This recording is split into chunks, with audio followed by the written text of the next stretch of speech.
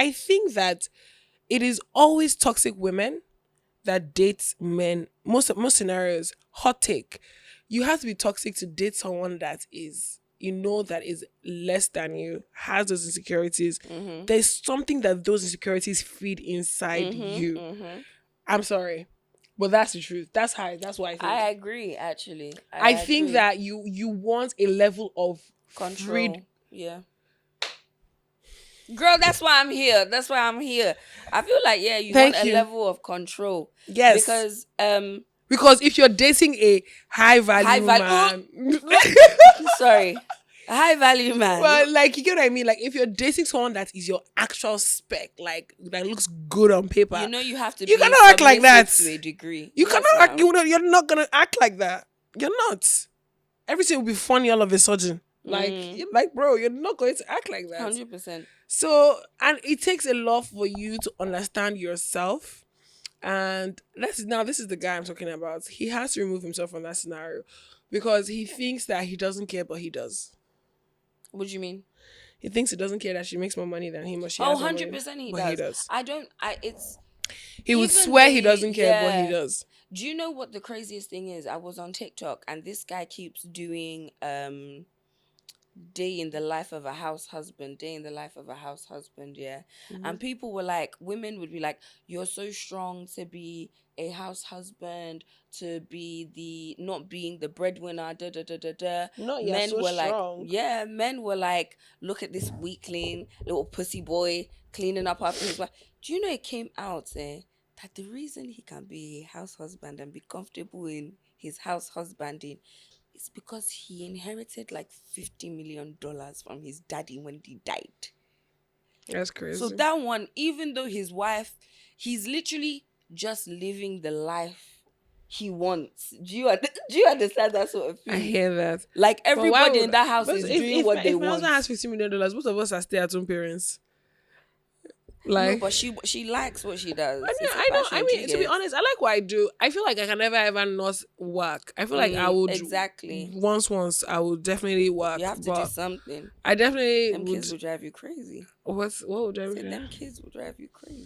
Guess what? The way it is, right? I think I'll have to have work because, like I've said, I'm not really particularly sure if I want to have kids. So unless the person that I'm with has kids prior to me, or unless he really convinces me to have a child.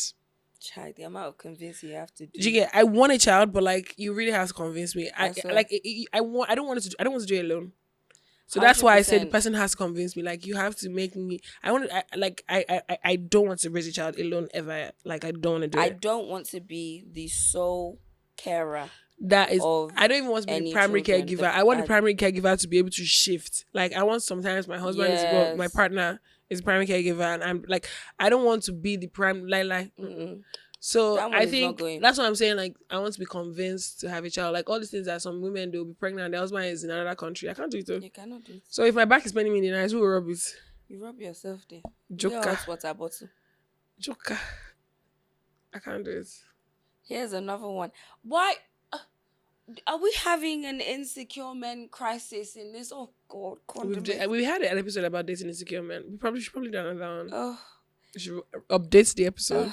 Insecure men are the absolute worst. Yeah, I had surgery and a friend, male, sent me a get well package, and he flipped that he doesn't like the man and started slamming doors. And because of all of that, after my surgery, here's the kicker.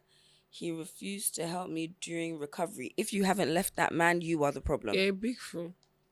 You're the problem. He refused to you are the problem. You are the problem. If you have not left that man, you are the problem. You know, I used to think that. Can I interrupt? Please, I'm sorry. Mm-hmm. Interrupt. Again, through dating aggressively, really? I do not believe that women don't see signs to certain behaviors in the beginning. No, I'm not saying for everything. I'm not saying for everything. Okay, wait, for what? What kind of signs? Like, okay, if I'm out on a date with someone and you're snappy at like the wait stuff. You know, some people aren't snappy. Some people don't. You know, we always think it's like textbook. No, I'm not saying it's textbook. What of the They're person that narcissistic men, is they've and they're hacked all those scary. things? Eh? They're not rude to anybody. They're polite. Everything. Make you enter the house. Tell you slap. Those ones are hire killer. I'm not saying every situation, but I'm saying, let's say like a normal, everybody is mentally stable, nothing is doing you. Do you understand? Nothing is doing you, nothing is doing the man. I feel like certain times there are indicators. Mm-hmm. I feel like there's certain indicators that will tell you that this guy has. I done think this. definitely. So they're also stupid babes. You know, babes that will say, "Oh, he's never done anything to me." Eh? I'm not gonna lie. If What's I that ever Yoruba hear adage? The cane that they use for the first wife. they use it on They'll the use second. it on the second. If I hear a man has been beating somebody black and blue, I'm not gonna say I'm different. I'm the rule. I'm not the exception. Mm-mm. Even if you want to make an exception, go and find it somewhere else. I don't want Don't to be use the me, I one. beg. Don't use me for the exception. Go and find your exception somewhere. Is that else. it? There's one more, but You don't want to read it? I don't want to read it. Why? It's like medical trauma. Yeah, so I think that babe needs to send us like a message that we can have a conversation, or like we'll read it on a different episode. So we're talking about our biggest fear on today's episode. I have so many. Honestly, me too. Should we do like top 5? Oh yeah. Okay, should we go back and forth? Oh yeah. So my first number one fear in this life Mm-hmm. ever is being buried alive. I know that is very fucking random, but I was watching a film where It's they always buried. good to be filmed. It's always good to be filmed. Where they buried somebody alive, and honestly, I can't remember the name of the film. Is but it the one where he was in a wooden box and then he was trying to light a match or a candle inside? Yeah, I think so. That Yeah. might have been it. It just seems so like you could see how he started dying. You know, like Valerie, I have a question. What? Honestly, what scenario would I be do buried you alive? envision yourself in where you would My be dear, buried you know alive? life is dynamic. Well, to be honest, we are in Nigeria, ja, so And life is anything can dynamic. happen. Chaos is a ladder. That guy that's TikToker that they sentenced to prison. In Peru. Did he know that he was going to go to prison for 8 years in Peru? Have you watched World's Worst Prisons on Netflix? No. Any prison in South America. Oh no, that's Any dead now. prison at all is- Standard, Gara. See, there's a prison there there was somebody searching the dustbin for a heroin needle in prison. That they had access to their dustbin that he was searching for heroin. The cocaine he wanted to carry. It's in prison. No, but that TikToker, I didn't feel bad for him.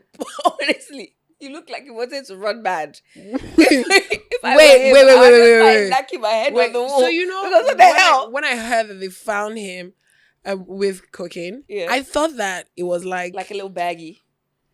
Saying like personal use. tell me why he literally had it under his suitcase. And what killed me was his surprise face.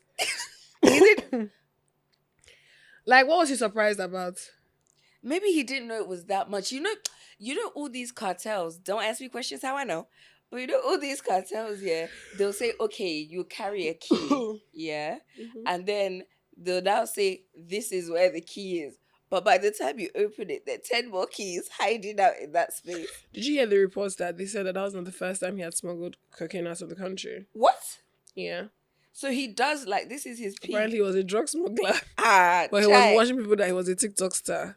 Of course, you have to wash your money somehow now. Listen, I just feel like as if you're going to smuggle that amount of, like, it can't be done.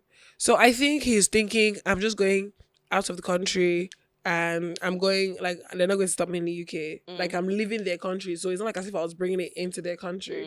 But, like, places in South America have very bad relationships with Europe and America. Yeah, 100%. So, like, if and you they keep know taking this is drugs an from export. I think it was just extremely dumb. So I think that I don't think he was thinking. I think he just assumed that it was going to be a harmless thing. Peru is probably a third world country, right? It is. So imagine coming somewhere like Nigeria. You're like, oh, No, No, but that's the thing. That is what would deter me. I would rather. I wouldn't do it. I would. Let me know. If But tell us what you rather do, T. No, I would rather smuggle. Well, they cannot revoke my passport. I would rather smuggle drugs from the UK to somewhere like